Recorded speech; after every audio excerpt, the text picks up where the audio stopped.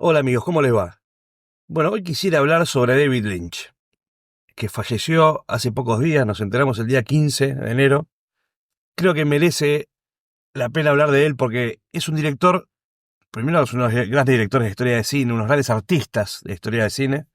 Para mí personalmente es un director que resultó muy importante su obra sobre mí, también sobre la forma de ver cine. Descubrí viendo sus películas también, de cierta forma, un cambio de enfoque a la hora de ver una película, ¿no? Perdón que empiece de forma autorreferencial, vamos a después a ponernos a hablar de su carrera, pero el efecto que Lynch tuvo en mí cuando empecé a ver sus películas, o sea, yo no lo vi de forma cronológica, yo simplemente caí accidentalmente un día y vi Twin Peaks, o sea, vi el piloto de la serie, que acá en Argentina estaba en VHS, que era como una especie de película, que tenía un final que era muy críptico, o sea, que parecía un final muy abierto, claro, porque era un piloto europeo que después fue continuado por la serie. Entonces, era un producto extraño, porque no estaba contenido en sí mismo, pero yo en ese momento no lo sabía. Y si bien me pasó ahí es donde por primera vez me fui expuesto a lo que yo puedo llamar el efecto Lynch. Porque realmente no terminé de entender todo lo que pasaba, pero al mismo tiempo estaba fascinado. Y entonces, quizás cuando era un poco más joven, lo hubiese rechazado, eso, ¿no? O sea, el hecho de que, bueno, si no entiendo qué pasa, si el director me la complica tanto, entonces, bueno, yo me voy a otro lado. Pero acá no podía hacer eso. Acá es como que intuía que había algo más. Y uno, terminé de ver eso y terminé fascinado y un poco desconcertado. Y, y me di cuenta de que quizás no entender todo literalmente no importa, ¿no? Cuando uno aprecia una obra artística. La literalidad no siempre es una virtud en el arte, me parece. O sea, lo que se dice en forma literal. Porque justamente el cine, como Kubrick decía, ¿no? Kubrick hablaba de que el cine comunica cosas que las palabras no pueden comunicar. Entonces, uno capta casi como una antena, ya estoy usando imágenes de Lynch, ¿no? Como si hay una electricidad en el aire, uno la va captando y la recibe. Y no siempre se puede poner en palabras algunas cosas. Y creo que Lynch era un maestro de eso, era un maestro de transmitir de forma abstracta las cosas, y no literal. Por supuesto había simbolismos, pero diría yo, no un simbolismo directo e intelectual como pasa en la película Madre, por ejemplo, que es un simbolismo a mi juicio casi un poco monótono, aburrido, porque bueno, esto significa esto esto significa esto, listo, desciframos y chau. Lynch tiene, creo yo, se acerca a los temas de forma un poco más intuitiva y emocional. Y entonces nos hace conectar de esa forma a nosotros también. Lynch tenía algo muy especial que es que en su carrera siempre fue muy clara su postura y su ética de trabajo del artista que trabaja guiado por sus instintos y por su pulsión. Nunca sus películas parecieron calculadas o parecieron hechas por el hecho de hacer algo nada más, sino que él iba a donde lo llevaba su impulso artístico. De hecho, bueno, él originalmente es un pintor, ¿no? Él empezó como artista plástico y él mismo explicó que en un momento él empezó a tener imágenes de un cuadro que se movía. Y por eso hay muchas obras de su juventud, como Six Figures Getting Sick, por ejemplo, que también son más o menos célebres y se pueden ver videos en internet de esos cuadros que son bastante perturbadores, en el cual él armaba como estas instalaciones más que cuadros, porque eran filmaciones que se reproducían en un loop, ¿no? Entonces ahí él habla de esa idea de que pensaba en un cuadro que tuviera movimiento, ¿no? Y esa es una buena descripción también de su cine. El cine de él es muy plástico, es muy desde la imagen y desde el sonido.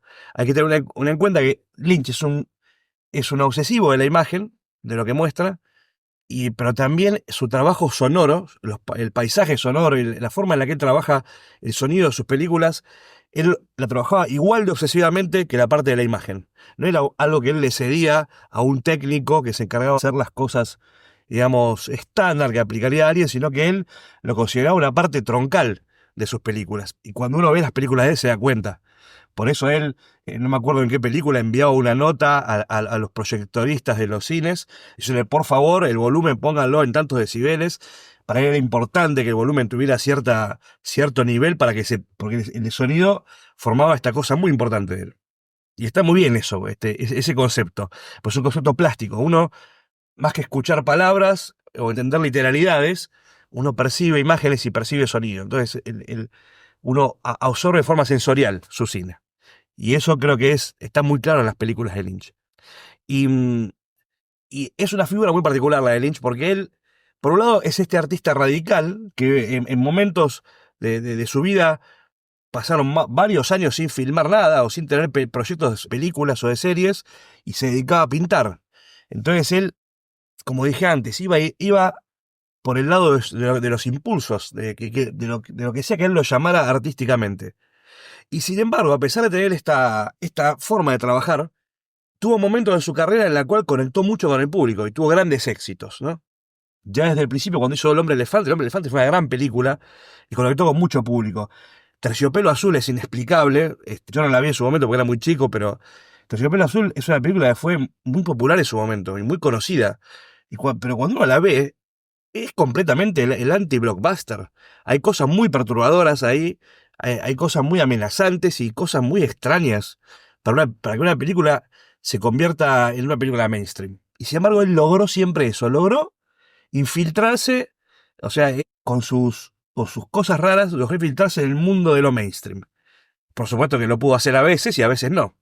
Pero el otro ejemplo es Twin Peaks, ¿no? Twin Peaks es una de las series más exitosas de la historia. Hubo un momento en que era la serie de la cual todo el mundo hablaba, ¿no? Y también, bueno, se ha dicho muchas veces que gracias a Twin Peaks existió después el renacimiento de la época dorada de la televisión, ¿no? Que empezó a mediados de los 2000 con Los Sopranos, con Lost, después con Six Feet Under, y bueno, cuando ya empezaron a llegar toda esta edad de oro de las series, ¿no?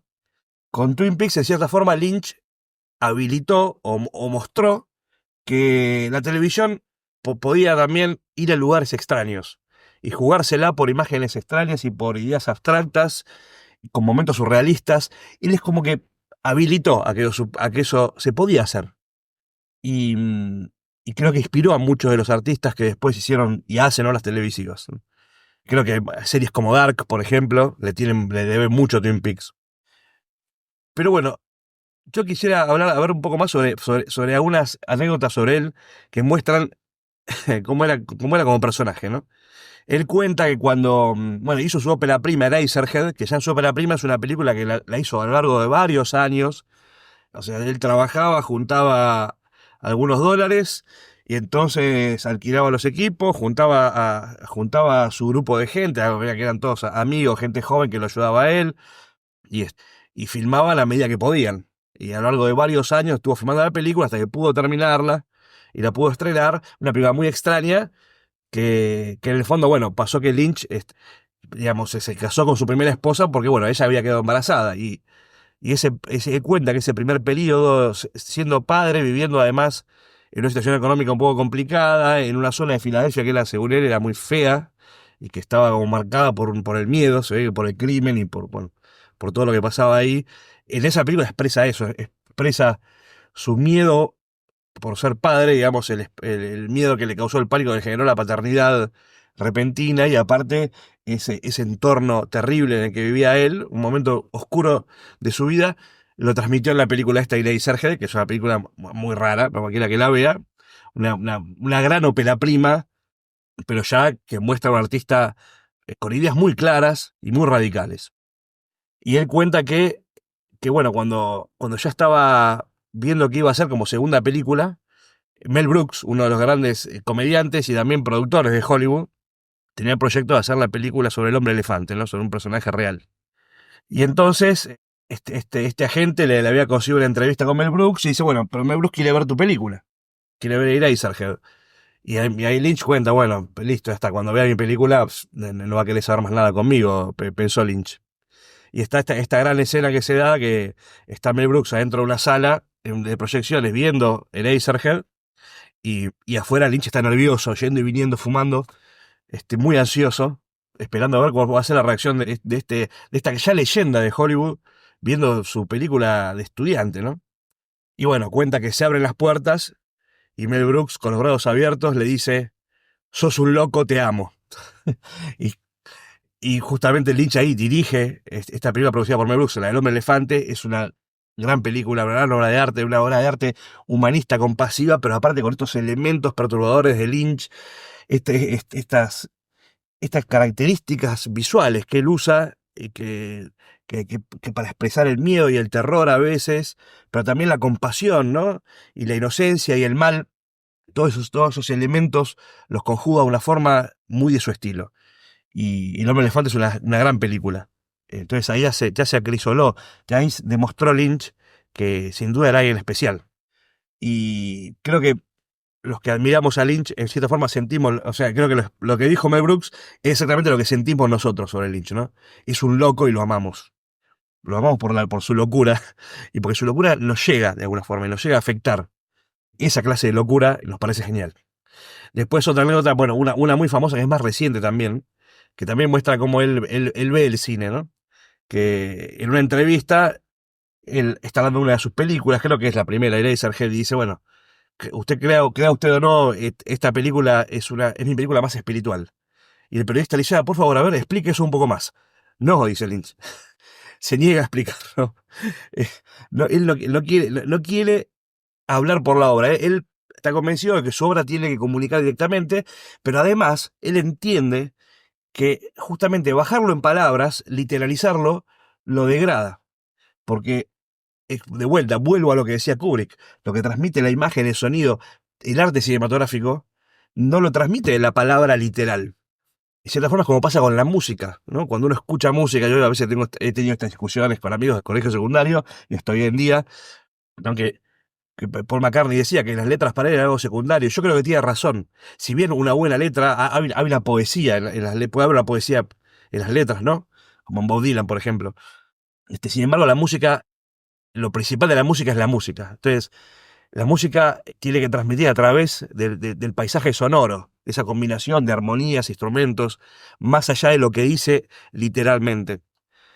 En mi opinión, si se apoya excesivamente en las palabras, y si lo importante de una canción es lo que dice en sus palabras, entonces pierde valor como música, pues es otra cosa, ¿no? Pero bueno, no me quiero ir por otro lado.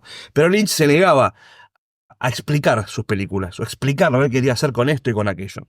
También hay una entrevista que Christopher Nolan le hace en un momento, y es muy tierno porque Nolan también, hay que entender que Nolan es más joven que Lynch y seguramente es un fanático de Lynch, es un admirador. Entonces está Nolan, que es esta gran figura, este gran director actual, entrevistando a Lynch, y le dice en un momento: yo sé que a vos no te gusta explicar las cosas de tus películas, pero yo tengo la teoría de que este uso que vos tenés en algunas películas sobre los elementos eléctricos, la electricidad y la unión de dos polos por un arco eléctrico, yo creo que eso habla de la importancia que vos le das al tema de la sinapsis de nuestros cerebros, que la imaginación y la creatividad viene por ahí. ¿Estoy en lo cierto? Y le dice: no, no. De vuelta, no respondiendo, respondiendo que no y negándose a dar más explicaciones. Él quiere que sus películas hablen por sí solas, y aparte él valora la experiencia individual. Entonces dice: bueno, interprételo usted, a ver cómo le llega a usted. Y esto se dijo un millón de veces y es cierto. Las dos personas pueden interpretar la misma obra en forma diferente. Y no necesariamente hay que llegar a una especie de consenso. Y él también se refería a su forma de trabajar. Y que a veces le preguntaban, por ejemplo, cuando él, después de haber hecho Mulholland Drive, pasó mucho tiempo sin filmar nada, muchos años, y en un momento me preguntaban por qué no está haciendo nada. Y me decía: porque no tengo ideas nuevas todavía, no se me ocurrió nada. ¿Y pero cómo hace usted para tener ideas? Y dice: es mucho sentarse en una silla cómoda, y se explica él. Claro, él habla de que se parece mucho a pescar. Uno prepara el equipo, agarra el reel, pone la carnada y tira la caña y tiene que esperar. Y tiene que esperar que algo pique. Y a veces pica algo enseguida, y a veces hay que esperar y tener paciencia. Y el pescador tiene esa característica, es paciente, ¿no? Y ese proceso de espera lo hace con mucha tranquilidad. Y bueno, Lynch también lo decía así. Por eso él no hizo películas por hacer algo, ¿no? Para él quizás hubiera sido muy fácil elegir entre varios guiones y decir: bueno, a ver, este me gustó, hago este, y convertirse más en un director tradicional, ¿no? Y así haría muchas películas, hubiese hecho muchas más películas quizás. pero hasta que no aparecía esa idea que a él lo estremecía, esa idea que lo emocionaba y que lo motivaba, él no encaraba un proyecto nuevo. Y por eso se dedicaba también a la pintura y seguía con, con sus obras plásticas. Quisiera hablar ahora sobre bueno, los grandes momentos en la carrera de Lynch, ¿no? Ya habíamos mencionado El Hombre Elefante y El Hombre Elefante y Terciopelo Azul, y que tuvieron, que tuvieron un gran impacto, ¿no? Pero bueno, Twin Peaks trajo una cosa que fue su contacto masivo, ¿no? Algo como la televisión. Se decía que los lunes por la mañana, en las oficinas de Estados Unidos, la gente se juntaba al lado del water cooler, ¿no? Al lado del bidón de agua, iba a tomar agua y tenían conversaciones pequeñas sobre quién mató a Laura Palmer, que era como la gran incógnita que había en todos lados. Y hablaba sobre ese misterio, ¿no? Porque en Twin Peaks es eso, es un misterio de asesinato. Y, y el efecto que tuvo en el público fue tan grande que realmente marcó una época. Marcó una época y marcó, como dije antes, un hito en la televisión, ¿no? Y una idea de que la televisión podía ir más lejos, que no tenía que ser inferior al cine, ¿no? Por lo menos en su trabajo visual y sus pretensiones artísticas. Ahí abrió el juego. Dijeron, la televisión puede ser excelente y puede ser cinematográfica. No tiene por qué ser un producto más barato, más sencillo, de consumo más cotidiano, porque sí. Y como dije antes, bueno, él abrió la puerta a eso, él habilitó eso. Entonces después tenemos una generación de creadores televisivos que todavía está trabajando y que dan grandes obras, ¿no?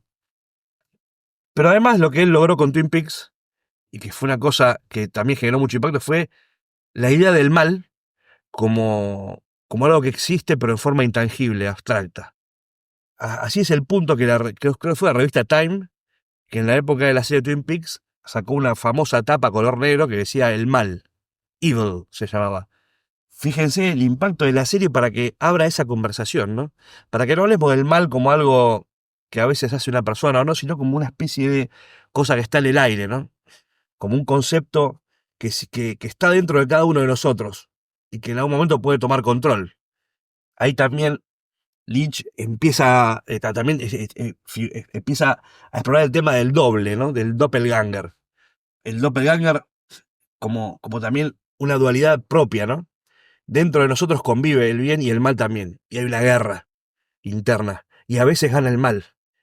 Y Lynch simboliza eso a través de la serie en forma muy impresionante. Porque por un lado es una serie que parece una serie muy tradicional, muy bonita, en un pueblo chiquito, con un sentido del humor de un pueblo chico y encantador, y con cierto sentido de la inocencia y de la pureza del pueblo, pero después también ahí es un elemento de Lynch, ¿no? Es empezar a raspar la superficie y ver que por abajo hay cosas que están podridas. Pero Lynch nunca lo hace con cinismo eso. Esa exploración de lo sucio que se esconde por encima de la apariencia, de la apariencia de inocencia y pureza, no lo hace descreyendo de la inocencia y la pureza. No se dedica solamente a denunciar hipocresía, digamos. Él cree en la inocencia, pero también cree en el mal. Y cree que conviven. Y creen que a veces uno se esconde debajo del otro. Entonces es una idea más complicada, más compleja. El mal convive con el bien. Y él cree en el bien. Y cuando uno ve las películas ve que él cree en la inocencia, cree en los ángeles blancos, pero también están los ángeles negros. Y a veces los dejamos entrar y a veces somos nosotros los agentes de ese mal. Y a veces el mal gana también. Y esa tensión juega en Twin Peaks y juega mucho en el cine de Lynch, especialmente posterior a Twin Peaks. Después, bueno, esto me lleva para hablar un poco de sus dos grandes fracasos de su carrera.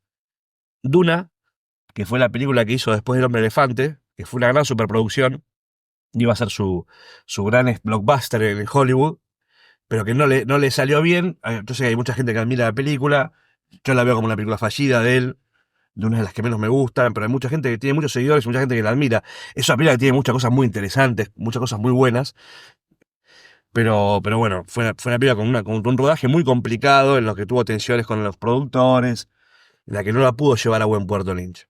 Y él mismo habla de que él sabe que se equivocó. Por eso cuando él habla de otro fracaso de él, que es cuando él hizo Fuego Camina Conmigo, que es una película que hizo después de Twin Peaks, es una precuela de la serie, en la cual Laura Palmer está viva, y son los últimos 7 días de vida de ella. Una película fascinante, impresionante, dramática, que te rompe el corazón, pero también una película más árida, más dura que la serie. Entonces el público quizás porque ya estaba cansado de la serie, porque ya no necesitaba, o quizás la idea de la precuela en ese momento era un poco extraña para la gente. Ir para atrás, si ya se había resolvido el misterio, se había resuelto, perdón, el misterio, que quizá la gente decía, ¿para qué? Vamos a ir para atrás y ver todo eso. Y aparte de ver tantas cosas feas y perturbadoras, ¿no? Que son los últimos 7 días de vida de Lola Palmer y ver el infierno en el que estaba metido ella y cómo llegó a su muerte. Bueno, cuando vi Fuego Camina Conmigo a mí me pareció fascinante. Yo creo que es una de las grandes obras de Lynch, Rosa, la obra maestra, ¿no? Es Lynch en su mejor versión. Pero sin embargo el público no conectó y fue un gran fracaso la película. Pero Lynch explica, el Fuego Camina Conmigo me dolió que fracasara, pero es una película que yo todavía la veo hoy en día y que me conmueve profundamente. O sea que él sabe que hizo un buen trabajo, o hizo lo que él quería hacer. En cambio, en Duna sé que me equivoqué, entonces me duele mucho más.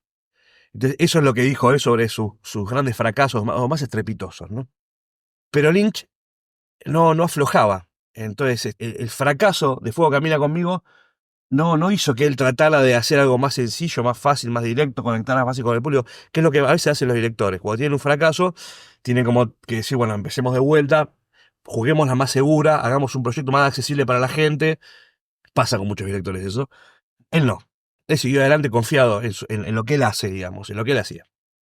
Por eso después vino Mulholland Drive. Mulholland Drive es la obra maestra indiscutible de David Lynch, es mi película favorita de él. Es una película que he visto ya decenas de veces, que cada vez que la veo me conmueve y me aterroriza. Y que, bueno, igual lo que estoy diciendo no es ninguna novedad, está en las listas de las mejores películas de la historia. Creo que hay un consenso bastante claro. Mulholland Drive, además, tuvo la virtud de encontrar a Naomi Watts, que en ese momento era una actriz desconocida. Y Naomi Watts hizo un trabajo fue impresionante lo que hizo en esa película. El trabajo de Naomi Watts te corta de aliento. Entonces ya empezó a lo grande, ¿no? Es como que entró, jugó ahí y demostró la genialidad de su capacidad como actriz. Lynch siempre tuvo una gran relación con los actores y tuvo una gran capacidad para sacar lo mejor de los actores, ¿no? Su relación con Kyle MacLachlan también, por ejemplo, que es como su actor fetiche, y trabajaron en muchos proyectos juntos, y su gran amigo Kyle MacLachlan, que también manifestó con mucha tristeza, hizo un tuit muy largo sobre la muerte de Lynch. Y bueno, Lynch siguió adelante y hizo Mulholland Drive. Mulholland Drive, perdón, quería decir, en realidad antes hizo Carretera Perdida. Carretera Perdida es una película muy radical, muy difícil de acceder. Yo recuerdo haberla visto en cine, y me pasó lo mismo que cuando vi por primera vez aquel piloto de Twin Peaks. Entendí menos todavía, pero las imágenes me fascinaban y lo que y salí de cine atrapado completamente, a pesar de no haber entendido exactamente lo que había pasado. O sea, la literalidad me escapaba, lo que había pasado en la película me escapaba, pero sin embargo había algo que me decía como que esto había algo atrás. Y realmente, bueno, después de un tiempo, claro, tuve que leer un libro, ¿no? Un libro de Andrés Hispano que se llama Claroscuro Americano sobre Lynch, que hay una gran, digamos, una monografía muy buena sobre Carretera Perdida, la cual desentraña un poco la película y uno puede entender qué es lo que está pasando realmente. Porque si no es un bombardeo de imágenes que son fascinantes y son sensuales, porque es una película muy sensual, Carretera Perdida. La sexualidad y la lujuria juegan en el cine de Lynch muchas veces un papel importante. Y esta película una vez que yo, bueno, pude entender más lo que pasaba, descubrí más la genialidad que tiene. Pero justamente ahí está el tema de cómo uno aprecia una obra. Uno tiene que entregarse a una obra, como ha dicho Dolina algunas veces, como una señora que mira la telenovela. Uno tiene que ir con el corazón abierto y, sí, y empaparse, ir con fe poética, ¿no? Eso dice Dolina. Y dejar que la película entre, digamos, y uno tratar de recibirla de la mejor forma. Esa es la manera, me parece a mí, de apreciar el arte. Después está el momento para el pensamiento, para la intelectualización, para el análisis. Pero en ese momento uno tiene que abrirse. Y de esa forma creo que se experimenta mejor el cine de Lynch. Porque uno, aunque a veces uno no entienda lo que está pasando en la pantalla, de todas formas las imágenes entran, las emociones entran, y uno intuye lo que está pasando de fondo. Con el instinto, pero no puede verbalizarlo. Y en Carretera Perdida pasa eso. Después, cuando llegó Mulholland Drive, que es una película más accesible de Carretera Perdida, sin embargo, es una película que también tiene sus momentos, especialmente en su último media hora, que quizás un espectador distraído dice, ¿qué está pasando? No entiendo nada. Pero habiendo entendido Carretera Perdida, Mulholland Drive era como mucho más fácil de entender. De todas formas, a medida que uno la ve, descubre como pequeñas cosas nuevas y va como armando más una pieza de rompecabezas. A Lynch le encanta proponerle al espectador como un trabajo de detective, ¿no? Dar pistas. Incluso muchas veces él ha tenido escenas que eran más explicativas de sus películas y él las filma, pero después cuando edita la película decide cortarlas porque quiere dejar un poco más ambiguas las cosas. Y, y quiere que el espectador haga un buen trabajo de detective. De hecho, en Mulholland Drive, en el DVD de la película, y creo que en el Blu-ray también, él da 10 pistas para resolver el misterio. Las pone el David Lynch. Le gusta este juego con el espectador y realmente es fascinante. Es- ¿Y qué pasó después de Mulholland Drive? Bueno, después de Mulholland Drive tuvo una gran etapa sin hacer ninguna película. Vino el auge del cine digital, cuando empezaron a aparecer las cámaras digitales, que ya habían alcanzado cierta calidad de imagen. Y ahí él se puso a trabajar con una cámara digital y hizo Inland Empire, ¿no? Una película muy larga, toda hecha en digital. Y era una película muy inaccesible, sinceramente. Es una película que menos me gusta de él, aunque así y todo tiene momentos que son fascinantes. Pero a mí me cuesta mucho ver Inland Empire porque el trabajo visual de Lynch, el refinamiento visual que siempre tuvo Lynch ahí no está. Pero por supuesto, a él le encantaba esta idea de tener una cámara chiquita, poder tirar mucho metraje, poder probar muchas cosas, porque es un director que siempre trabaja, tiene el guión y tiene toda la idea de lo que va a hacer, pero en el set a él le gusta salir con cosas nuevas, inventar cosas. Si sucede algún accidente, algo que no estaba planificado, le gusta explorarlo y quizá utilizarlo, y está muy abierto a esas cosas. Entonces una cámara digital le daba ese acceso, porque el material fílmico es muy caro, entonces cada minuto que se filma cuesta mucho, entonces hay limitaciones. En cambio, con una cámara digital él podía probar, filmar y hacer algo muy experimental. Así es que Inland Empire es una película que a mí me cuesta mucho interpretar, ya todavía no termino de entender bien de qué trata Inland Empire, la vi 3 veces y si me reconozco que hay cosas que son fascinantes, me parece una película que tanto no la disfruto como otras. Pero después que llegó lo que pensamos que nunca iba a pasar, la tercera temporada de Twin Peaks. Más de 20, sí, 25 años después, hace una nueva temporada. Y la nueva temporada es lo que era Lynch en Twin Peaks, pero sumado a todo lo que fue en los años siguientes. Entonces, es fascinante, pero también es más difícil, es también más inaccesible, es más confusa la serie. Pero Lynch no cae en la tentación de volver a hacer lo que había hecho antes, sino que vuelve de otra forma hacia ese material. ¿Y qué les puedo decir sobre la temporada 3 de Twin Peaks? O sea, realmente es una maravilla que eso haya estado en la televisión. La recomiendo para que la vean, pero al mismo tiempo entiendo que se la pone difícil al espectador a veces. Entonces requiere un poco de buena voluntad, pero también de esa apertura que yo digo, hay que abrirse y absorber. Y si bien hay cosas que yo todavía no pude entender de la serie, de la tercera temporada, hay muchas que se puede ir adivinando sobre lo que está pasando, ¿no?